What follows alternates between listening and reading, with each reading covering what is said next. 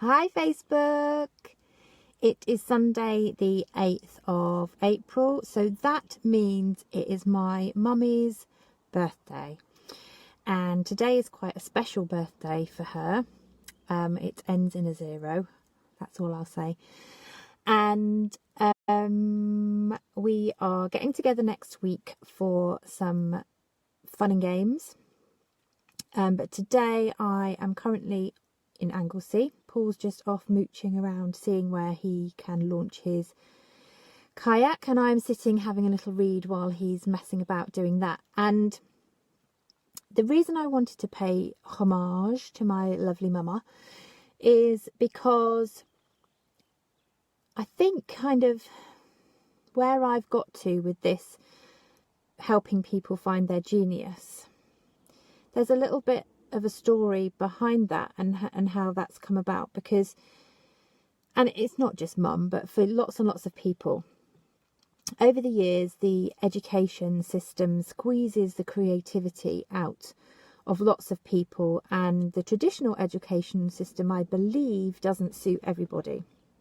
You know, I can see that, you know, the key to us living an amazing life in our genius, and our genius is where our passions and our talents intercept, right? It's that joyful place where something that you are innately talented with and your passion come together, and it's a way that you can just kind of live your life. Hi Ian.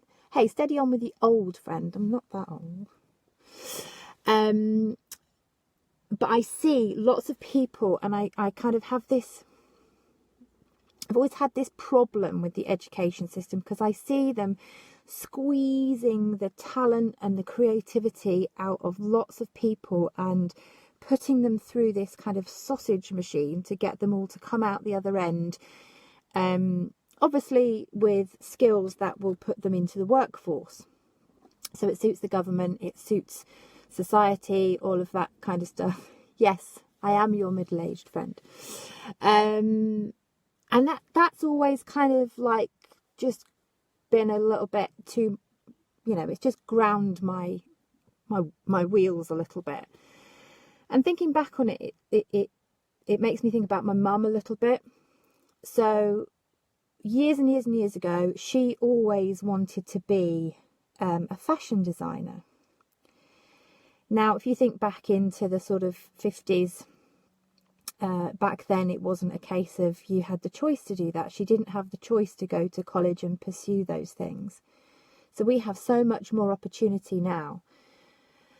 You know, it was a case of then, you know, at 14, 15, 16, it was go out and help support the family. So it was a case of you just literally go out and get a job to earn money to live and pay your way. You kind of let go of the dream, you let go of the things that you are potentially good at. You just went into the system.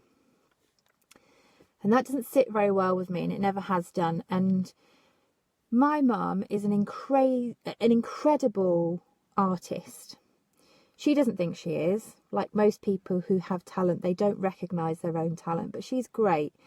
She would have been the most brilliant fashion designer. She would have been the most brilliant artist if she had had somebody believe in her and recognise her talent.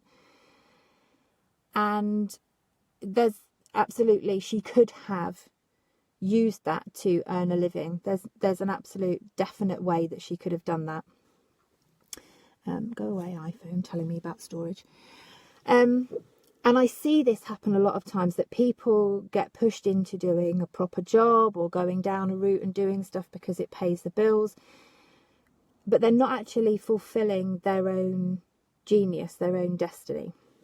And I'm fascinated with stories where people have been different to the norm, whatever the norm is, but we all have this uniqueness about us, and it's our uniqueness and our difference that allows us to be who we really are in the world. And who we really are in the world is how we make our difference, is how we make a change, how we do things differently. So if that's not being recognised, it means that you are not fulfilling your potential as a human, you're not fulfilling your potential in the world, And for me, that's really, really sad and really, really not the purpose of us and how we live. So I've been exploring lots and lots of stories with incredible people who have gone through change, have kind of found themselves, for want of a better way of describing it. And there's lots of stories that I've been coming across about people that didn't fit the mould. And when they found out why they didn't fit the mould, it was because they had this genius. They had this zone of genius that wasn't fitting in with how everybody else was expecting of them. So I want to just read this little story to you. So it's Sunday. We have a little bit of story time with Mother, okay? And this is, I would have loved this to have happened for my lovely Ma, that somebody would have noticed her talent and her capabilities, and that she could have had a different life in terms of, you know, her drawing and her art, because she left it for years and years and years, and she only rediscovered it a couple of years back, and it's really kind of helped bring her soul back to life. So if there's something that you perhaps have let go and haven't done for a long time that you really, really love, I want you to, in honour of her for her big birthday, is to go and give that a whirl, okay? But I'm going to read you a bit of a story. So Gillian was only 8 years old, but her future was already at risk. Her schoolwork was a disaster, at least as far as her teachers were concerned. She turned in assignments late, her handwriting was terrible, and she tested poorly. Not only that, she was a disruption to the entire class. 1 minute fidgeting noisily, the next staring out the window, forcing the teacher to stop the class to pull Gillian's attention back, and the next doing something to disturb the other children around her. Gillian wasn't particularly concerned about any of this. She was used to being corrected by authority figures and really didn't see herself as a difficult child, but the school was very concerned. This came to a head when the school wrote to her parents. The school thought Gillian had a learning disorder of some sort, and that it might be more appropriate for her to be in a school for children with special needs. All of this took place in the 1930s. Right? So it was happening back then, and it happens now. There's lots of kids out there that don't fit the mould, that perhaps disrupt things, but it's just because they don't fit into that system. There's nothing wrong with them. I think now that they'd say she had attention deficit hyperactivity disorder, and they'd put her on a Ritalin or something similar. So they medicate these people so that they fit in. But the ADHD epidemic hadn't been invented at that time. It wasn't an available condition. People didn't know they could have that and had to get by without it. Gillian's parents received the letter from the school with great concern and sprang to action. Gillian's mother put her daughter in her best dress and shoes, tied her hair in ponytails, and took her to a psychologist for assessment, fearing the worst. Gillian told me that she remembers being invited into a large oak-panelled room with leather-bound books on the shelves. Standing in the room next to a large desk was an imposing man in a tweed jacket. He took Gillian to the far end of the room and sat her down on a huge leather sofa. Gillian's feet didn't quite touch the floor, and the setting made her very wary. Nervous about the impression she would make, she sat on her hands so that she wouldn't fidget. The psychologist went back to his desk, and for the next 20 minutes he asked Gillian's mother about the difficulties Gillian was having at school and the problems the school said she was causing. While he didn't direct any of his questions at Gillian, he watched her carefully the entire time. This made Gillian extremely uneasy and confused. Even at this tender age, she knew what it meant to attend a special school, and she didn't want anything to do with that. She genuinely didn't feel that she had any real problems, but everyone else seemed to believe she did. Given the way her mother answered the questions, it was possible that even she felt this way. Maybe, Gillian thought, they were right. Eventually, Gillian's mother and the psychologist stopped talking. The man rose from his desk, walked to the sofa and sat next to the little girl. "Gillian, you've been very patient, and I thank you for that," he said. "But I'm afraid you'll have to be patient for a little longer. I need to speak to your mother privately now. We're going to go out of the room for a few minutes. Don't worry, we won't be very long." Gillian nodded apprehensively, and the two adults left her sitting there on her own. But as he was leaving the room, the psychologist leaned across his desk and turned on the radio. As soon as they were in the corridor outside the room, the doctor said to Gillian's mother, "Just stand here for a moment and watch what she does." There was a window into the room, and they stood to one side of it where Gillian couldn't see them. Nearly immediately, Gillian was on her feet, moving around the room to the music. The two adults stood watching quietly for a few minutes, transfixed by the girl's grace. Anyone would have noticed there was something natural, even primal, about Gillian's movements, just as they would have surely caught her expression of utter pleasure on her face. At last, the psychologist turned to Gillian's mother and said, "You know, Mrs. Lynn, Gillian isn't sick. She's a dancer. Take her to dance school."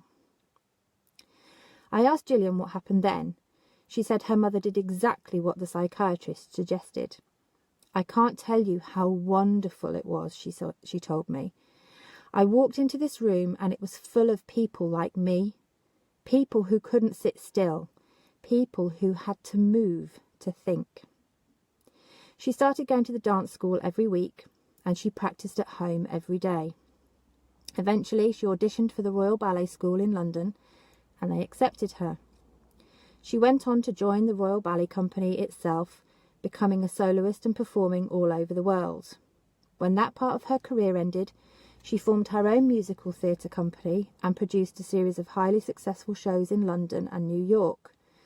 Eventually, she met Andrew Lloyd Webber and created with him some of the most successful musical theatre productions in history, including Cats and The Phantom of the Opera. Little Gillian, the girl with the high-risk future, became known to the world as Gillian Lynn, one of the most accomplished choreographers of our time, someone who has brought pleasure to millions and earned millions of dollars. This happened because someone looked deep into her eyes, someone who had seen children like her before and knew how to read the signs. Someone else might have put her on medication and told her to calm down. But Gillian wasn't a problem child.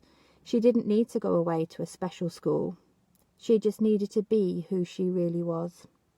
Ooh, I love it. But this is why I do what I do, because in each and every one of us, there is this thing. There's this beautiful genius of some description, okay? And it means that you don't fit into certain things that you are supposed to be fitting into by society's order, okay? If we can find that thing, it gives you freedom. It frees you up to be who you are and to live a life in your genius, to live a life in your element. And most of the time you can actually monetize that. You can find a way to live that and do that every day. And it fascinates me that so many people are trying to be squeezed into these holes that they don't really fit into. So if there is something that you love to do that you have forgotten about or haven't done for years, today, in honour of my gorgeous mummy, I would love you to go and do it, please, or make a promise to do it in the very near future if you can't do it today. So, Mum, next week when we go away, I want you to bring your drawing things and your genealogy stuff, because that's the other thing that she has this amazing knack of doing, is uncovering people's family histories, and she could have really had a career doing that as well. But it's never too late. Pick up a pen, turn on the radio, read a book, whatever it is that really lights you up and you love to do. Make a promise to yourself today that you're going to do it. Okay, I'm going to go now and trek along the coastal paths of Anglesey, get some fresh air and fill up my soul with a bit of nature. Have a lovely Sunday, and I'll see you all very soon.